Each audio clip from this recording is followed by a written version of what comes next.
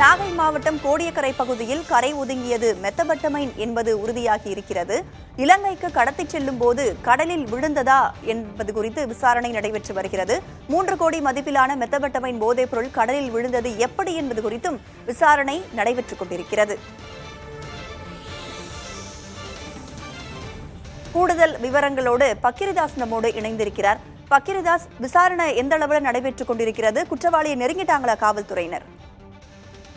நாகை மாவட்டம் வேதாரண்யம் அருகே கோடியக்கரை கடற்கரை கடந்த 1ஆம் தேதி மதியம் 2 கிலோ எடையுள்ள மெத்தபெட்டமைன் என்ற போதைப் பொருள் கரை ஒதுங்கியது. இது குறித்து அப்பகுதியைச் சேர்ந்த மீனவர்கள் கொடுத்த தகவலின் பேரில் வேதாரண்யம் கடலோர காவல் போலீசார் 2 பிளாஸ்டிக் டப்பாவையும் கைப்பற்றி விசாரணை நடத்தினார்.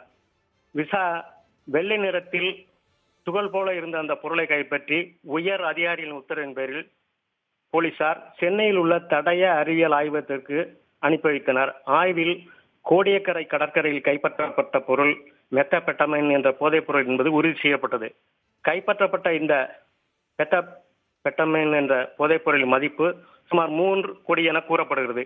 இந்த நிலையில் வேதாரண்யம் கடலோர காவல் நிலையத்தில் மெத்தபெட்டமைன் போதைப் பொருள் கோடியக்கரையில் கைப்பற்றப்பட்டது தொடர்பாக போதை மருந்துகள் மற்றும் மனநோய் பொருட்கள் சட்டம் 1985 கீழ் வழக்கு பதிவு விசாரணை நடத்தி வருகின்றனர். அடையாளம் தெரியாத நபர்கள் இந்த போதைப் பொருளை இலங்கைக்கு கடத்தி செல்லும் போது படகில் இருந்து தவறி கடலில் விழுந்திருக்கலாம் என்ற சந்தேகத்தின் அடிப்படையில் கடற்பகுதியில் ரோந்து பணி மேற்கொண்டு வருகின்றனர்.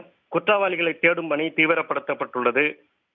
இந்த 2 கிலோ எடையுள்ள மெத்தபெட்டமைன் போதைப் பொருளின் சர்வதேச சந்தை மதிப்பு 10 கோடிக்கு மேல் இருக்கும் என கூறப்படுகிறது. ராதா, மெத்தபட்டமைன் போதைப் பொருள் வீசியது யார் அல்லது கடலில் தானாக விழுந்ததா, எப்படி இந்த சம்பவம் நடைபெற்றது என்பது குறித்து விசாரணையின் இறுதியில் தெரியவரும். தற்போதைய விவரங்களை வழங்கியமைக்கு நன்றி பக்ரிதாஸ்.